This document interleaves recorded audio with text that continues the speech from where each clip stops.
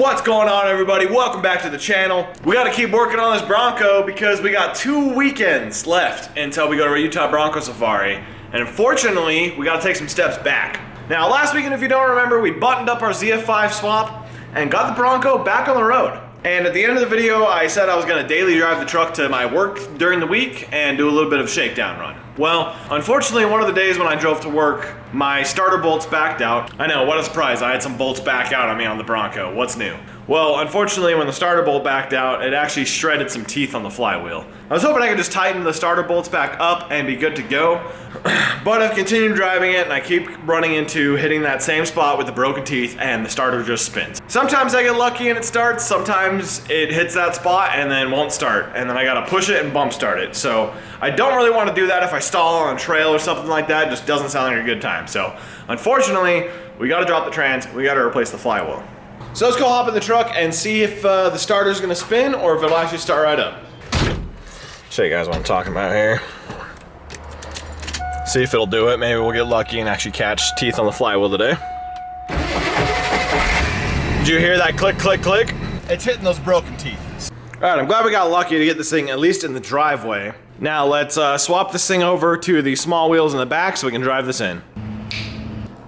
All right, now we can get this thing in here. Let's see if we get lucky again. There we go, you hear that? Listen again.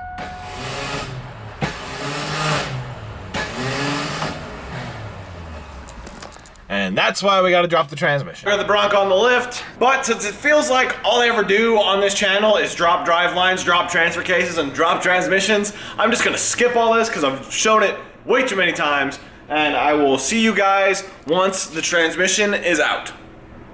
6.5 hours later. All right, the trans is ready to drop.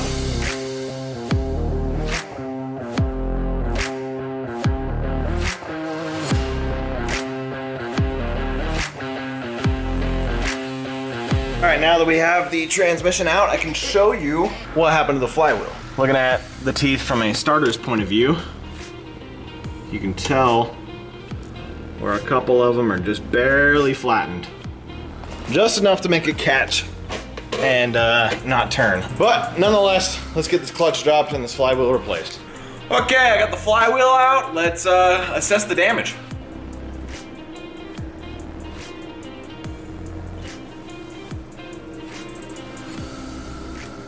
As you can see, the flywheel I pulled out is really chewed up all the way around.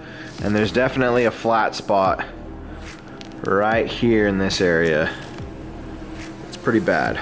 For clarification though, this was the flywheel and clutch setup that was in the Mazda trans. And I did have an issue in the Mazda trans where the starter almost fell off as well. So 2 times of the starter almost falling off is the downfall of this factory Ford flywheel. So that kind of sucks, but luckily we got this flywheel on the shelf, ready to go. Looks real good. There is a chipped tooth right here, but it's not nearly as bad as half of these. So, and also we will have to be replacing the starter because as you can see, the old starter is messed up. Compared to this one, yeah. Super grateful I have spare parts and I didn't have to go buy all this. That would have kind of sucked. But yeah, nonetheless, I'm going to get the flywheel in, the clutch back in, and then we'll get the trans in.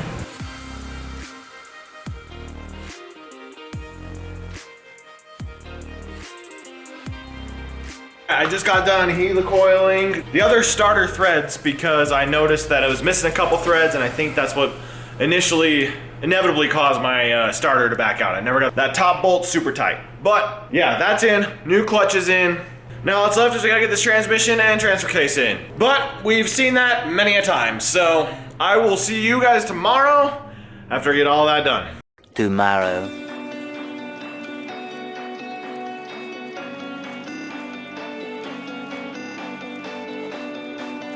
Alrighty, now that it's tomorrow evening and the weekend's pretty much over, we got the Bronco back to where it was last week. Transmission's back in, transfer case is back in. I did a flush on the transmission to get rid of any debris that was left over from the rebuild. Drive lines, interior's back together, everything's back to where it was.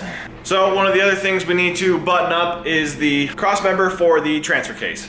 If you guys remember, I built this one a few months ago, and it ended up not being a really good solution because I hard mounted the transfer case to the frame, and that caused a lot of vibration in the chassis, and that's not really what I wanted. So I hopped online trying to find some sort of mounting solution for this MP205, and I came across this kit. I got this weld up kit from TMR Customs. This bolts to the output section of the transfer case, and then it gives you a bushing and some hangers to actually have a bushing setup. So we're going to lob off the hanger on the cross member and get this all mocked up. A few moments later. The fill plug. I thought it was going to be offset enough, but it is not. Actually, but this is going to be basically part of the transfer case, so I don't really want to take this off every time I have to fill the damn thing. Well, how often are you going to fill the fucking thing? I don't know. Once? Right? I thought I was going to put this thing in once, but I've put it in 3 times. Okay. Well, we could bolt it up like this and then just notch the f out of it. But yeah, if we go...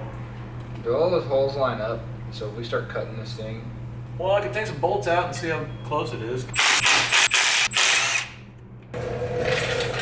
Yeah, that'd work. We just need to basically mirror that. Well, what do you want to cut? You want to cut the cross member off, or do you want to cut this? I want to cut this. Okay, that's fair. I don't want to cut the crossbar off. That's fair.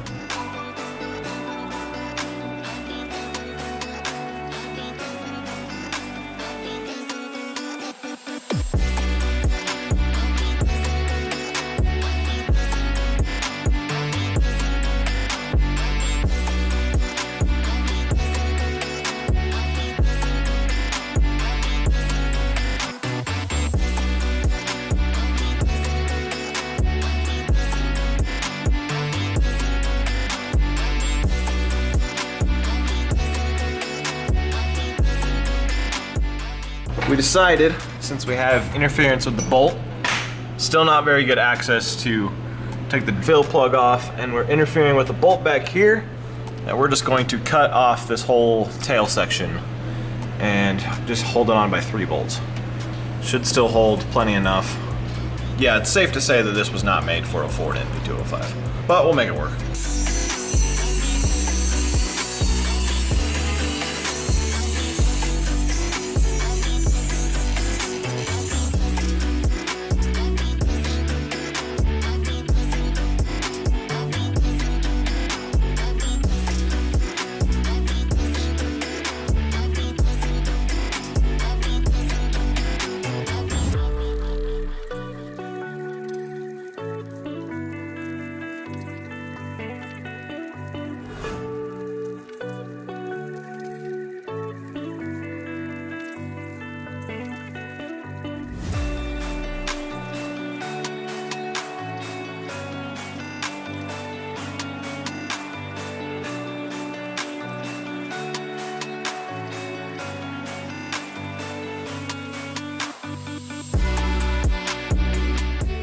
Okay, we made our final cut on the support bracket. There's pretty much not any material left. We cut our brace up, fitted our hangers and our bushing as one unit, and we were able to mock everything up pretty well.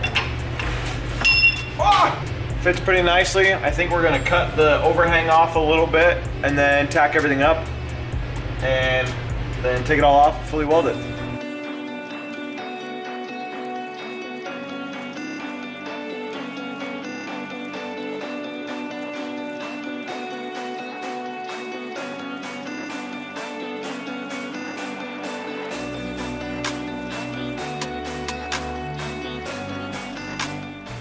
All right, Johnny Boy left. So I gotta do this by myself.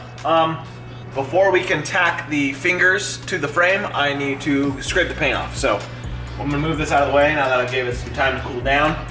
Scrape the paint, put it back on, tack it up, and then take this all apart, take the bushings out, and then fully weld everything up on the bench.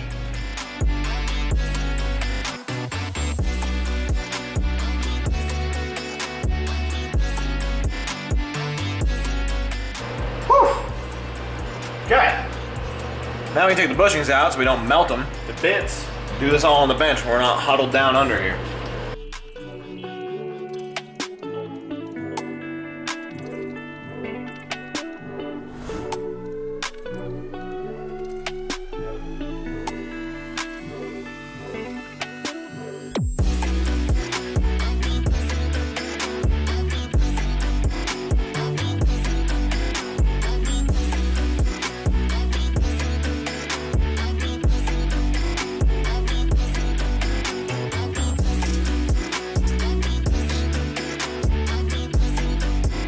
All right, we just got these back from Powder Coat. Yeah, oh, they look pretty good.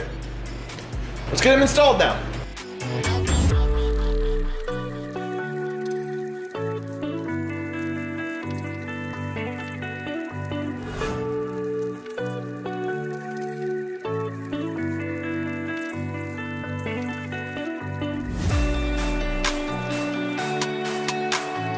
Oh, that's gonna be it for this one, everybody. Stay tuned. Next week is gonna be pretty hectic. I gotta do a lot of little button-up things on this Bronco before we go to Bronco Safari. And then the week after that, we will be in Bronco Safari. So, thanks for watching, everybody. We'll see y'all next week. Peace.